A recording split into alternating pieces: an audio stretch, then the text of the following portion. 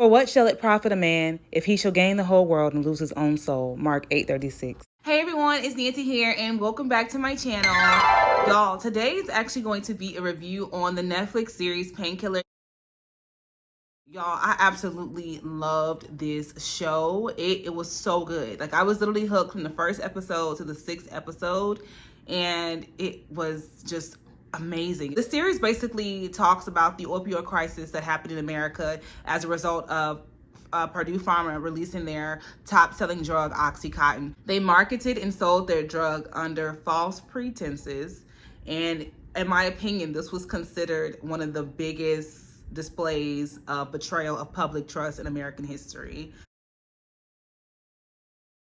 At the beginning of every episode, they have the real lives victims' family members come on the screen and say something along the lines of, this is a fictional story based off of true events, and the names have been changed for dramatic purposes. And every time I heard that from the family members, I just got chills, and I could just literally feel their emotion and their pain translate to the other side of the screen. The way the producers put this together to tell these people's story was just phenomenal. So the series, which I give it a 10 out of 10, the series follows 4 people. So we see this opioid crisis and this epidemic of America through the lens of 4 different people, which I'll break down. I'm gonna start with Richard Sackler because he, like I said, he's the brain behind this whole horrible operation. And so Richard Sackler is the son of Raymond Sackler, whose brother is Arthur, who initially was the one who started the whole MS Cotton. That was their initial drug, and it wasn't doing that well. And so Richard had the idea that he was going to market a stronger drug, but he was going to target what was pain. He embodies white supremacy. He embodies capitalism at the highest level. He embodies greed at the highest level. Actually, an interview I found online of Richard Sackler, and when I watched it, he was just cold. Like, when the person would ask him questions like, so do you feel like Purdue Pharma had a significant role in the crisis that happened in America? Da, da, da. He was like, I do not believe that. And the man would ask me other questions. He'd be like, I do not believe that. And he was just so cold, and he has no soul. Like, and the one thing the producers kept showing was the contrast between him showcasing this big multi-million-dollar mansion and people dying. So you could see both things happening simultaneously. At one point, they showed like a teenage girl like literally lay down on the grass dead because she took an overdose of Oxycontin. You also see this idea that there's a smoke alarm that follows him throughout the whole entire series. And in the beginning, we see that he's literally tired of hearing this beeping sound, and so he tries to knock the smoke alarm off. I believe that the smoke alarm is a symbol for this notion of like everything you do in this world that is bad is gonna follow you. You can't do things to people and, you know, cause death. This drug Oxycontin caused somewhere between 300,000 to 500,000 deaths in the United States. You can't do that without having to be reminded that you caused this. You can't run from it. No, you can't sleep at night. Why? Because you've killed all these people. And you can't change that. And one thing about him that I also did not like is that he could never admit to any wrongdoing. A certain level of narcissism that he has, narcissistic characteristic traits, and he would never admit any type of wrongdoing. He also talked about how they would never admit a settlement, which in the end of the show we see that he actually goes against that. The guy is evil. The guy is evil, man. The second person that we see throughout this series is a lady named Edie Flowers, who works for the Department of Justice, the DEA's office, the Drugs Enforcement Agency. We also see her as she interacts with her brother, who's also in prison for selling drugs, okay? And, you know, again, the contrast between Richard Sackler and Edie Flowers, it literally just shows you the level of white supremacy at play in this country. And, you know, her character, Uzo Udoba did an amazing job. We see that she's somebody who's really trying to bring these guys down. She wants to bring down Purdue Pharma. She wants to bring down Richard Sackler, and she's stopping at no cost. So the next person we see the show through is a man named Glenn Creager, who was actually my favorite character, and he actually made me cry a few times watching this show. So the way he was able to actually tell the victim's story was amazing. But Glenn Creager is a guy, late 30s, early 40s, and he owns a mechanic shop, a body shop, and he owns it with his wife. And, you know, we see the wife and we see the daughter. We also see his stepson. The stepson is the one who actually causes him to actually have to take pain medicine, because the stepson was being a brat and he wasn't actually working. And so Glenn is like trying to tell him to get down from the machinery, and then he knocks Glenn down and then ultimately damages Glenn's back. He was thinking that, you know, you're going to prescribe me something to make me feel better. But then we see that he becomes really a hardcore addict. He stops at no cost to get this Oxycontin. We see him taking it in a pill form initially to actually smashing it and sniffing it. And he does it all the time. He does it so much to the point where he loses his wife. She kicks him out the house, and we see he sleeps in the mechanic shop. And I just started crying. And you can see how this drug literally destroyed everybody Glenn was connected to. And it was just so sad. It was so sad. I was just crying. And there was a scene where he was like in the bath. He was not in the bath. Yeah, he was like in his, he was in the mechanic office, and you could just see how he was like in his withdrawal symptoms. It was just so intense. And one thing that kept pissing me off about Richard Sackler was that he always kept saying, don't blame the drug, blame the abusers. That's Glenn's story. And there were so many aspects to his story that just made me just cry, because he really thought in the beginning that he was being helped. He really thought he was being helped. He thought he had his life back. They used this guy, they exploited him. They filmed a whole commercial, made more money off the using the drug. They made more money marketing the drug with his commercial, just so that he would ultimately end up dying in the end because he was using Oxycontin. We do see a part where he decides that he wants to get clean, right? We see this part where he's in rehab and he's there for 30 days. And ultimately he goes into this, he's at a motel because the wife kicked him out the house.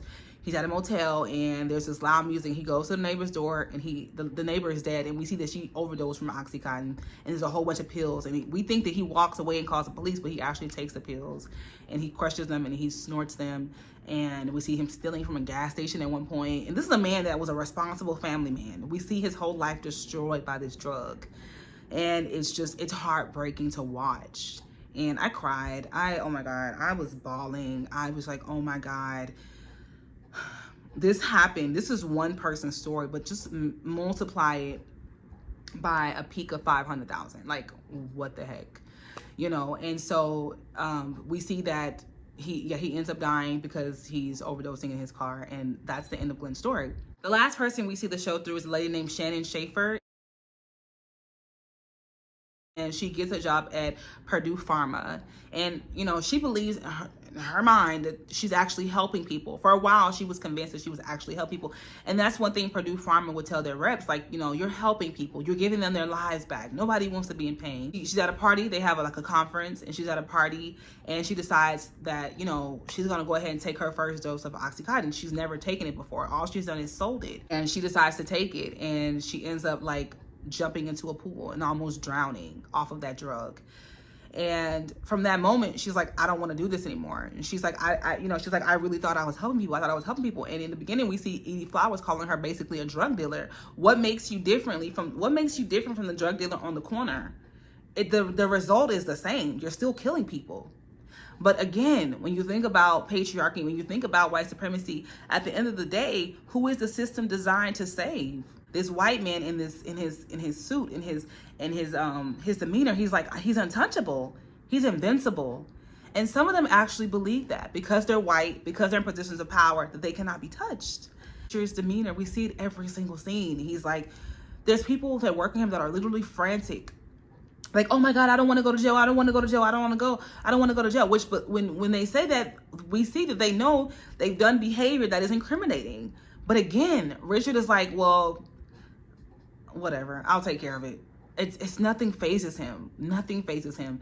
And you know, it's really, really crazy, because you see that, you know, this contrast between black men, right, who are literally designed to be out on the outskirts of the system, selling drugs to make money. This is the same. They're selling drugs to make money, just like Purdue Pharma. They're selling drugs to make money because they don't care about the patients. The same thing. It's, however, the black people who do it end up in prison, and we see that in the show. The black people who do it end up in prison because they're doing theirs on the outside of the system, and the white people are doing theirs in the context of the system, right? We see towards the end that they're able to get a case. They're able to get a case because Shannon Schaefer gives them all the information that they need in order to crack down on Purdue Pharma. However, when we see that anticipation building up, we see Edie Flowers, we see Brownlee, we see them actually building a case towards them. We see how the lead executives at Purdue Pharma lied to Congress. And in the middle of the night, Richard Sackler makes a call. They end up at the White House and they make a settlement, which the judge reads out that Purdue Pharma will plead guilty to 1 count of misdemeanor incorrect brand bottle labeling. And that's it. That's all they got, was literally a slap on the wrist for causing the deaths of so many. Oh, Edie Flowers, of course, is pissed off, and she's like, she quits her job, and she's like, I can't do this anymore. I can't.